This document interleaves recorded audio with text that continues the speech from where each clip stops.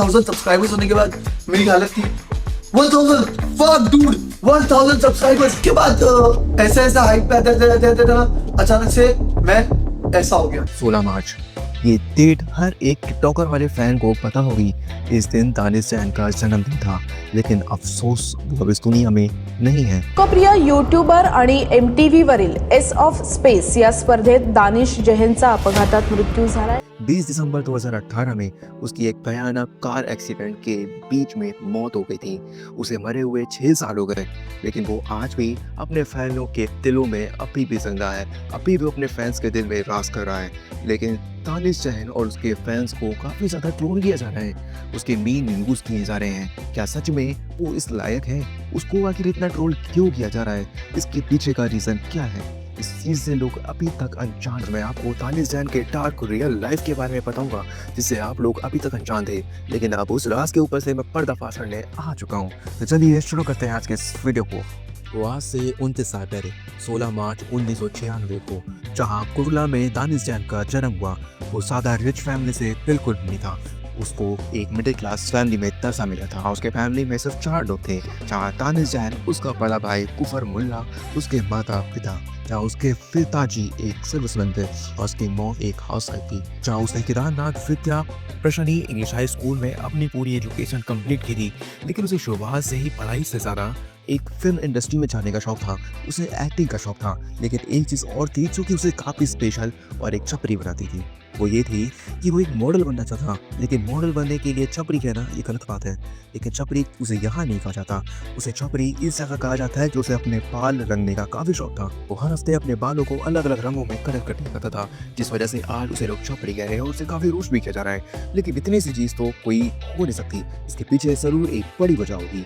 जहाँ आगे उसको टैटू का भी शौक था। उसे शौक था कि वो फिल्म इंडस्ट्री में जाए, उसे एक्टिंग करने को मिले। जहाँ उसने अपना सपना पूरा करने के लिए दिन रात मेहनत की। 2012 जहाँ दानिश जैन ने अपना एक नया चैनल क्रिएट किया। वो पहली बार यूट्यूब पे आया था, जहाँ उसने Danish Jain TFG Danish machine gun नाम से अपना चैनल स्टार्ट किया। जहाँ उसके शुरुआत में तो ठीक ठाक सब्सक्राइबर हो गए थे, लेकिन ये चैनल नहीं चला। हालांकि वो उस चैनल पे रैपिंग कर रहा था, लेकिन ये रैप सीन जो था उसके बिल्कुल भी सूट नहीं कर रहा था। इस वजह से उसने ये चैनल बंद कर दिया। उसने एक अपना नया चैनल स्टार्ट किया व्लॉगिंग का, दानिश जैन लाइफस्टाइल। ये उसका सेकंड चैनल था, जहाँ लकीली उसकी काफ़ी कम समय में 1000 सब्सक्राइबर कम हो गए थे। कम समय से मेरा सिर्फ 2 महीने में उसके 1000 सब्सक्राइबर कम हो गए थे। दानिश जैन काफ़ी खुश था इस चीज़ को लेकर के, लेकिन उसे नहीं पता था कि आखिर उसके साथ क्या होने वाला है आगे। जहाँ उसकी किस्मत उसका काफ़ी साथ देती है, क्योंकि उसने इस चीज़ के लिए काफ़ी मेहनत भी की थी। 2 साल के अंदर अंदर उसके 3 लाख से ज़्यादा सब्सक्राइबर पूरे हो जाते हैं। वो पूरे यूट्यूब पे फैल चुका था, जहाँ उसको चाहने वाले काफ़ी ज़्यादा थे। लेकिन उस टाइम बाद एक बड़ा सा वायरस, एक ऐसा वायरस जो सभी के दिल और दिमाग चढ़ चुका था, वो इस कदर फैल चुका था कि लोग कुछ नहीं समझ पा रहे थे।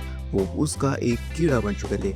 लोगों को नहीं पता था कि ये सही है गलत, लेकिन अब लोगों को वो पकड़ चुका था, एक चाइनीज वायरस। जी हाँ, टिकटॉक जिसको कितना बेकार, कितना घटिया प्लेटफॉर्म कहा जाए, इसमें कोई शक की बात नहीं है। और इसके ऊपर तो मैं 1 घंटे की वीडियो आराम से बना सकता हूँ बिना किसी स्क्रिप्ट के। वो उसने टिकटॉक शुरू किया और भाई मैं आपको कैसे बताऊँ, उसने काफ़ी कम समय में 1 लाख से ज़्यादा फॉलोवर गेन कर लिए। क्या उसकी हर वीडियो पे मिलियंस में लाइक होते थे। वो काफ़ी कम समय में काफ़ी ज़्यादा पॉपुलर हो चुका था इंडिया में, जहाँ उसकी काफ़ी ज़्यादा फैंस थे।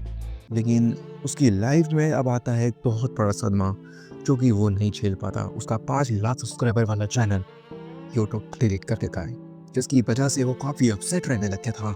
उसने ये सब छोड़ करके उसने पुरानी मेहनत बिल्कुल ही छोड़ दी थी। वो क्लब जाता था, ड्रिंक करता था, उसका काफ़ी ज़्यादा डाउनफॉल हो गया था। उसे समझ में नहीं आ रहा था कि वो आगे कैसे बढ़े। वो बस अब ड्रिंक करना शुरू कर दिया था और उसको अब इस चीज़ की लत लग चुकी थी। अब वो ये चीज़ अपने आप बिल्कुल नहीं संभाल पा रहा था। लेकिन उसकी मम्मी, उसके भाई जो कि उसका साथ देते हैं, जहाँ फिर से दानिश जैन का कमबैक होता है, जहाँ उसने लाखों वाले सब्सक्राइबर कमा दिया। लेकिन उसने अब हार नहीं मानी। भले उसका डाउनफॉल हुआ, लेकिन उसने हार नहीं मानी।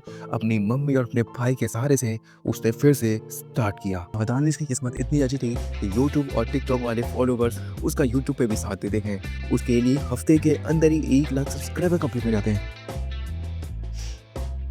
मेरी भी जल्दी हो जाएंगे, तुम करा देना। प्लीज़ सब्सक्राइब कर लेना अगर अभी तक नहीं किया है, और लाइक ज़रूर से कर देना।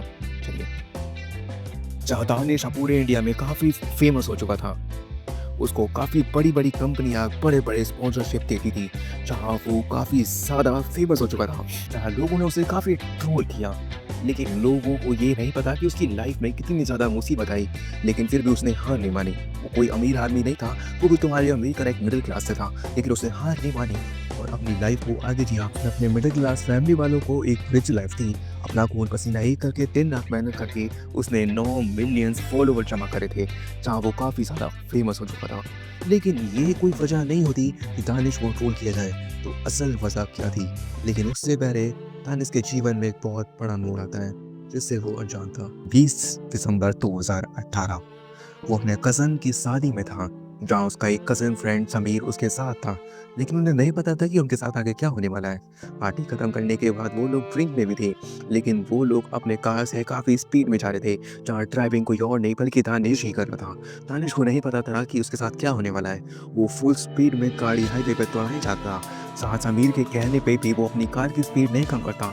समीर उसे बार बार कह रहा था कि कार की स्पीड कम कर, लेकिन दानिश अपनी स्पीड कम नहीं कर रहा था और आगे जाके उसके साथ एक बहुत बड़ा हादसा होता है। ओवर स्पीडिंग की वजह से दानिश की कार पूरी अनबैलेंस हो गई थी, जहाँ उसका कजन फ्रेंड समीर कार से बाहर फेंका गया था किसी प्रेशर की वजह से, लेकिन दानिश जो भी वहीं फंसा रह गया था और उसका एक्सीडेंट हुआ एक बड़े से खंबे से। लेकिन जैसे ही समीर सड़क पर से उठा, वो देखा कि दानिश कार के नीचे दबा हुआ है, जहाँ उसके शरीर से काफ़ी खून निकल रहा है। वो ज़्यादा देरी नहीं करता और फटाफट से दानिश को पास के अस्पताल लेके जाता है, लेकिन जब तक उसे एडमिट किया जाता तब तक डॉक्टरों ने दानिश को डेथ घोषित कर दिया था। जिसके बाद से पूरा सोशल मीडिया हिल चुका था और यही 22 साल का लड़का दानिश अपनी ज़िंदगी को मिडिल क्लास से लेकर के इतना रिच ले गया था, जहाँ उसके पास किसी चीज़ की कमी नहीं थी, लेकिन भगवान को कुछ और ही मंजूर था, जहाँ वो इस दुनिया में नहीं है। तो लोग उसे आज भी ट्रोल कर रहे हैं उसके फैंस की वजह से। तो मेरी नज़र में ये बिल्कुल सही है।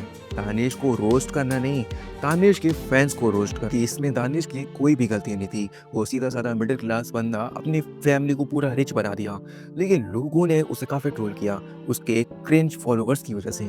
जी हाँ, कुछ फॉलोवर्स हैं जो कि उसको काफ़ी ज़्यादा क्रिंज तरीके से दिखाए हैं। अब ये उनके अंदर की फीलिंग है या खाली फेम पाने का एक तरीका है। अगर आज दानिश भाई जिंदा रहते थे ना, इसे रोस्ट करना तो बनता है, लेकिन इसमें कहीं भी दानिश की गलती नहीं है। लोग उसे रोस्ट कर रहे हैं जो कि गलत है। मैं कहना चाहूंगा कि तुम दानिश को रोस्ट करने की जगह उसके फॉलोवर्स को रोस्ट करोगे तो ही सही। और पता है इस समय दानिश के ट्रोल होने की वजह क्या है?